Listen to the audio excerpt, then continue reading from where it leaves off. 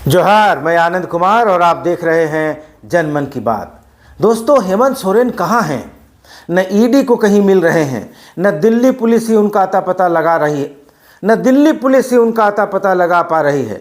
देश के एक राज्य का निर्वाचित मुख्यमंत्री जो कल तक मोदी और भाजपा के ताबूत में आखिरी कील ठोकने की बात कर रहा था, ईडी को खुलेआम चुनौतियां दे रहा था कि हिम्मत है तो आओ आओ मुझे गिरफ्तार करो।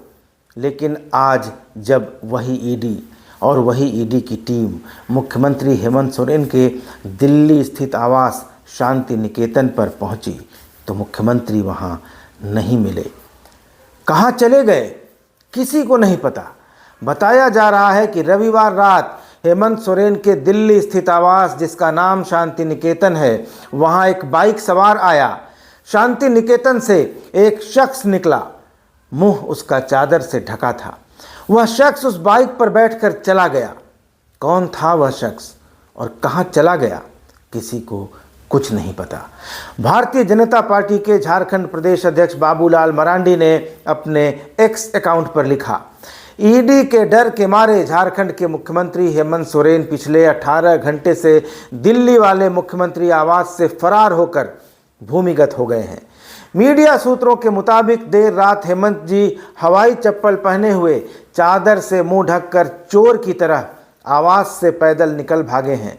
उनके साथ ही दिल्ली गया स्पेशल ब्रांच का सुरक्षाकर्मी अजय सिंह भी गायब है। इन दोनों का मोबाइल भी बंद है। तब से उन्हें ईडी और दिल्ली पुलिस ढूंढ रही है। मुख्यमंत्री की सुरक्षा के साथ इतनी बड़ी लापरवाही का कोई दूसरा उदाहरण नहीं हो सकता। इससे चिंताजनक और लज्जाजनक क्या हो सकता है कि संवैधानिक पद पर बैठा एक राज्य का मुख्यमंत्री प्रोटोकॉल तोड़कर चोर डकैत की तरह फरार हो जाए। राज्य को भगवान भरोसे छोड़ दे। मुख्यमंत्री की फरारी में राज्य का नेतृत्व करता कौन, यह संवैधानिक सवाल अहम है।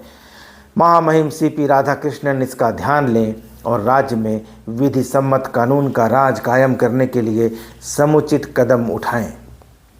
ये बात बाबूलाल मरांडी कह रहे हैं। झारखंड में सरयू राय भी एक बड़ा नाम है। भ्रष्टाचार पर अक्सर बोलते हैं, खुलकर बोलते हैं, बेबाक बोलते हैं। सरयू राय ने कहा है कि हेमंत सोरेन खुलकर ईडी का सामना करें। पूछताछ के दौरान गिरफ्तारी जरूरी नहीं, पर हो भी जाए तो भयभीत होना विकल्प नहीं है। राजनीतिक रणनीति बनाएं और आचरण विधि सम्मत करें। छुप कर रहने से राज्य के रूप में झारखंड की और मुख्यमंत्री के रूप में संवैधानिक पद की प्रतिष्ठा धूमिल हो रही है। भारतीय जनता पार्टी के सांसद निशिकांत दुबे ने एक ट्वीट किया, लिखा, बुरी खबर, वीर शिबू सोरेन और उनके परिवार के लिए सीबीआई द्वारा खोजी बेनामी 82 संपत्ति के हिसाब किताब के साथ लोकपाल ने 15 फरवरी को अंतिम मौका दिया। यह केस मैंने ही लोकपाल में किया है। वैसे आज मीडिया के अनुसार मुख्यमंत्री जी भगोड़ा की तरह व्यवहार कर रहे हैं। भारत के इतिहास में संभवतः पहला मौका है जब किसी राज्य का मुख्यमंत्री जांच एजेंसी से भाग रहा है। तो दोस्तों, हेमंत सोरेन कहाँ हैं और एक राज्य का मुख्यमंत्री क्यों लापता है? Why he is missing? और वह भी तब जब उनके खिलाफ कोई एफआईआर दर्ज नहीं हुई है, उनके ऊपर कोई वारंट जारी नहीं हुआ है। ईडी सिर्फ उनसे पूछताछ करना चाह रहा है। मुख्यमंत्री का पद दोस्तों संवैधानिक पद है। भला कोई मुख्यमंत्री कानून से कैसे भाग सकता है? रांची की सड़कों पर, झारखंड की सड़कों पर हमने देखा है 2 दर्जन गाड़ियों का उनका काफिला, दनदनाती हुई सुरक्षा की गाड़ियां, रास्ते भर तैनात पुलिसकर्मी। वही मुख्यमंत्री, वही हेमंत सोरेन आज स्पेशल ब्रांच के एक पुलिसकर्मी के साथ कहीं चले गए हैं। कहाँ गए हैं किसी को नहीं मालूम। दोस्तों, मुख्यमंत्री हेमंत सोरेन के दिल्ली वाले आवास पर सुबह से ईडी का पहरा है। दिल्ली पुलिस और ईडी की टीम हेमंत सोरेन के आवास पर उन्हें तलाश चुकी है। झारखंड भवन में उन्हें खोजा जा चुका है और एयरपोर्ट से खबर आई है कि वहां पर हेमंत सोरेन का चार्टर्ड प्लेन तो खड़ा है, लेकिन हेमंत सोरेन एयरपोर्ट नहीं पहुंचे हैं। तो हेमंत सोरेन कहाँ हैं? कहाँ चले गए हेमंत सोरेन? 27 जनवरी की रात रांची से दिल्ली के लिए रवाना हुए थे। रात 11:30 बजे अपने आवास पर उन्होंने बैठक की थी, इसकी भी खबर आई। तो आखिर चले कहाँ गए? दोस्तों, तो क्या ईडी ने दिल्ली में हेमंत सोरेन को गिरफ्तार करने की तैयारी की थी? ईडी ने 20 जनवरी को रांची में मुख्यमंत्री हेमंत सोरेन से आवास में जाकर पूछताछ की थी और उसके बाद उनको फिर एक समन दिया गया था। ईडी ने कहा था कि आप 27 से 31 जनवरी के बीच कोई समय दीजिए, पूछताछ करनी है। इसके जवाब में हेमंत सोरेन ने कहा कि वह 31 मार्च तक बिजी हैं।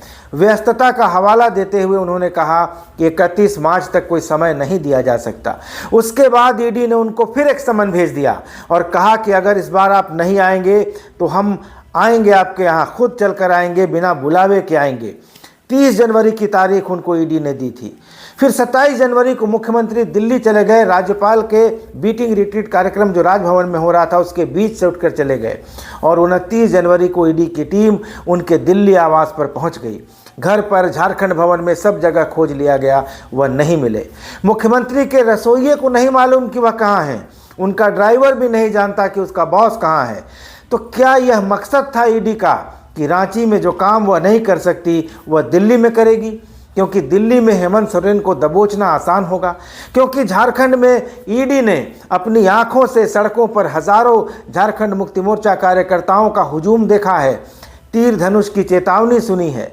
20 जनवरी को हेमंत सोरेन से पूछताछ के दौरान ईडी के अफसर अंदर से डरे हुए थे और इसी कारण सीआरपीएफ को सीएम आवास के आसपास भेजा गया था। ईडी ऑफिस से सीएम आवास तक 2000 पुलिस के जवानों की तैनाती थी और उस दौरान जेएमएम समर्थक सुबह से देर रात तक सीएम आवास के बाहर डटे थे, नारेबाजी कर रहे थे, चेतावनी दे रहे थे। तो ईडी ने सोचा होगा कि इंतजार किया जाए, हेमंत सोरेन जैसे ही दिल्ली आएंगे उन्हें दबोच लिया जाएगा। तो यह एक पहलू था। अब दूसरे पहलू पर आते हैं। जब दिन के उजाले में ईडी और दिल्ली पुलिस टॉर्च लेकर हेमंत सोरेन को ढूंढ रही थी तो रांची में झारखंड के राज्यपाल सीपी राधाकृष्णन झारखंड में कानून व्यवस्था की स्थिति पर चिंता जाहिर कर रहे थे। क्या यह कोई संकेत था? जब बार बार महामहिम कानून व्यवस्था को लेकर टिप्पणी करें तो इशारा किस ओर होता है सभी जानते हैं। तो दूसरा पहलू, क्या झारखंड में राष्ट्रपति शासन लगाने की भूमिका बनाई जा रही है? क्या माहौल तैयार किया जा रहा है? और अब तीसरे पहलू पर आते हैं, प्लांट की गई खबरों पर। गोदी मीडिया पर लगातार खबरें चल रही थीं कि हेमंत सोरेन का अता पता नहीं है, वह गायब हो गए हैं। कहीं खबर चल रही थी कि ईडी को अभी अभी लोकेशन मिल गई है, कुछ ही पलों में ईडी की टीम जाकर हेमंत सोरेन को ट्रेस कर लेगी, गिरफ्तार कर लेगी।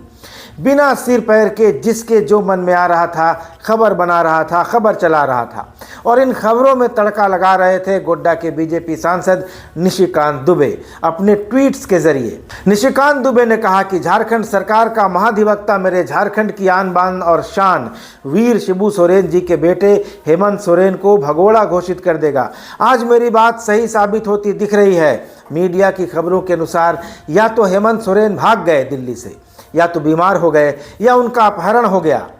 झारखंड के राज्यपाल सीपी राधाकृष्णन जी को उनके सुरक्षा अधिकारी को बर्खास्त करना चाहिए। झारखंड की नाक कट गई।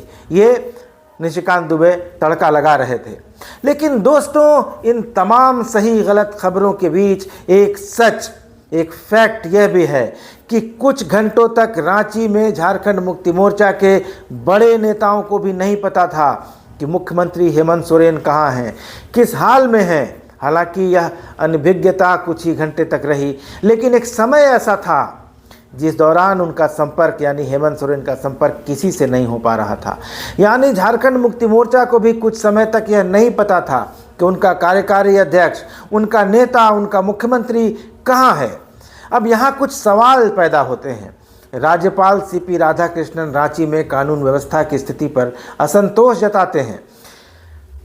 यह कहते हैं कि कानून से बड़ा कोई नहीं है। इधर दिल्ली में ईडी गिरफ्तारी की तलवार दिखाता है। तो क्या यह सारा कुछ हेमंत सोरेन को किसी समझौते की टेबल तक लाने की कवायद का हिस्सा है? दोस्तों, मैंने अपने आज के पिछले लाइव वीडियो में कहा था कि क्या बिहार में ऑपरेशन नीतीश कुमार की ज़बरदस्त कामयाबी के बीच अब भारतीय जनता पार्टी झारखंड में ऑपरेशन हेमंत सोरेन को अंजाम देने की तैयारी में है और यह सारा कुछ इसीलिए किया जा रहा है। लेकिन तीसरा और सबसे बड़ा सवाल यह है कि जब हेमंत सोरेन की लोकेशन किसी के पास नहीं थी, न पार्टी के पास, न उनके परिवार वालों के पास, न जांच एजेंसियों के पास, न ईडी के पास और न दिल्ली पुलिस के पास, तो उस वक्त वह कहाँ थे? क्या वह किसी गुप्त जगह पर राजनीति के किसी चाणक्य के साथ किसी सीक्रेट टॉक की टेबल पर बैठे थे?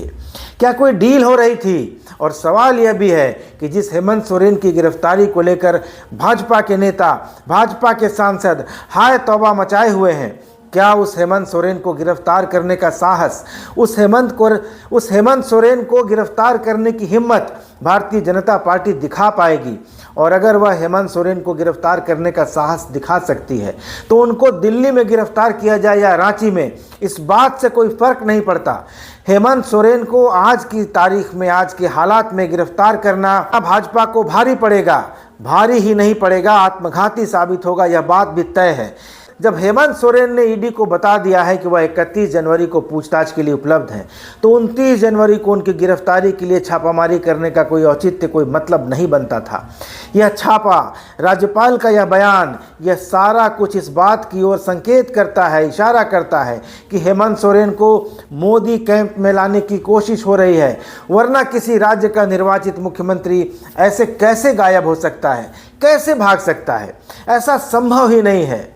दोस्तों, मुझे लगता है कि नीतीश कुमार की राह पर हेमंत सोरेन को लाने की कोशिश हो रही है और यह सारा दबाव, गिरफ्तारी की तलवार, राज्यपाल का बयान, यह सारा कुछ सिर्फ और सिर्फ उनको इंडिया अलायंस से बाहर करने के लिए, प्रेशराइज करने के लिए हो रहा है।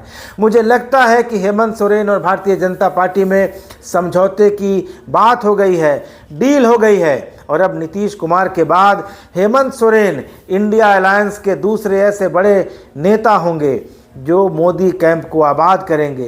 लोकसभा चुनाव के ऐन पहले झारखंड और बिहार के दो प्रमुख पार्टियों के नेता, दो मुख्यमंत्री अगर इंडिया अलायंस से बाहर आ जाते हैं, मोदी शरणम गच्छामी हो जाते हैं, तो यह इंडिया अलायंस को भारी झटका होगा।